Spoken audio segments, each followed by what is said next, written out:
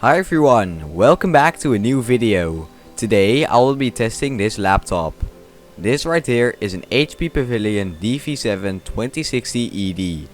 This laptop was released in April of 2009 for around $900 and my model has an Intel Pentium dual core T4200, 4GB of DDR2 RAM, a 120GB hard drive, and Radeon Mobility HD 4530 graphics, which powers the 17.3-inch 1600 by 900 LCD display. Let's find out what this laptop can still do in 2021. Alright, the first thing that I did was replace the thermal paste, since this laptop hasn't had its thermal paste replaced since it rolled off the factory line. This laptop used to be my main laptop back in 2017 and I remembered just how hot the laptop got back then, so the thermal paste in this laptop probably has dried out. With the thermal paste replaced, I also cleaned up about 3 years worth of dust from the laptop just sitting around. It cleaned up pretty well, but sadly there are a lot of scratches on the top cover. Time to see if this laptop actually boots. And yes, it does. In the BIOS I can see that the laptop has a Pentium dual core T4200 CPU and that all 4GB of the RAM is recognized. Time to install Windows. This install went smoothly, just like how a Windows install should be.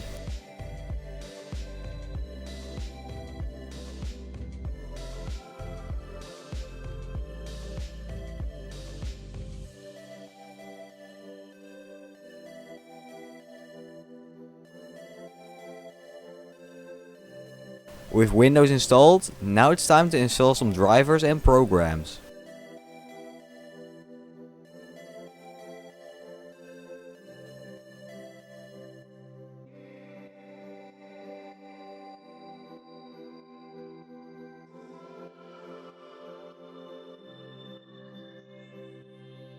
Time to have a look at the ports.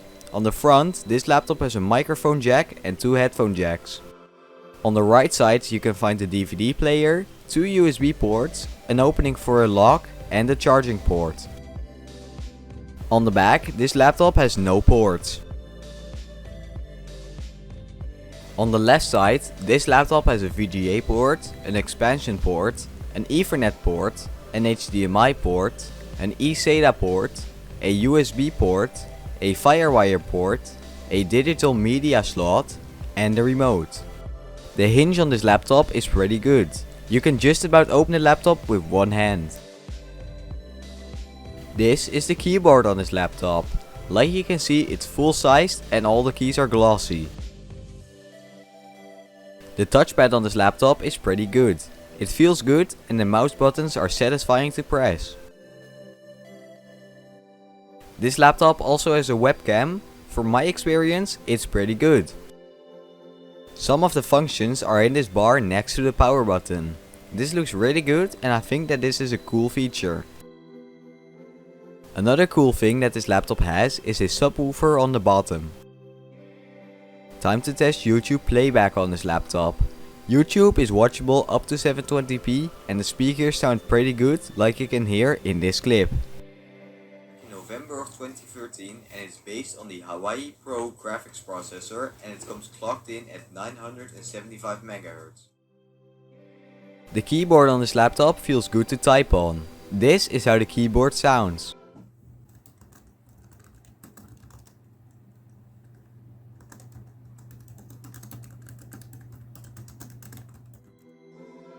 The caps lock and numlock light are next to and above the keyboard.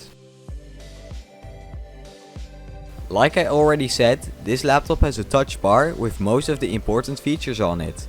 This looks really good in my opinion. Above the touchpad is a button with which you can turn off the touchpad. Time for some benchmarks, starting with Userbenchmark. Userbenchmark showed that the CPU was performing above expectations, while the GPU was performing below expectations. Time for the next benchmark, Heaven. On the high quality preset, this laptop got an average FPS of 3.9 and a score of 98. The last benchmark that I ran was PerformanceTest. In this benchmark the laptop got a final score of 55. Time for some games. First off, Minecraft. On the lowest settings, this game ran fine, averaging an FPS of 68, with 1% lows of 4 FPS and 0.1% lows of 2 FPS. The next game that I tested was Roblox. On the lowest settings, I got an average FPS of 29, with 1% lows of 4 FPS and 0.1% lows of 1 FPS. Freddy Fazbears Pizzeria Simulator ran fine, with the laptop even managing to hit 60 FPS in some parts of the game. Ultimate Custom Night was barely playable. I only got around 10 FPS, which causes some input lag, making this game hard to play at sometimes.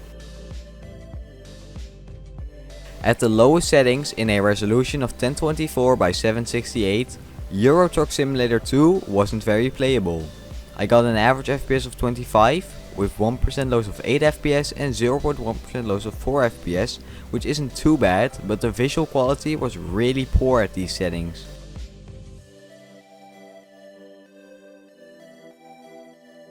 Bus Simulator 12 wasn't very playable.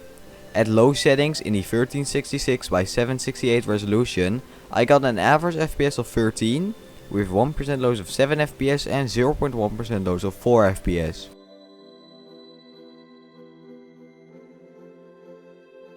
BeamNG Drive would not launch due to DirectX limitations.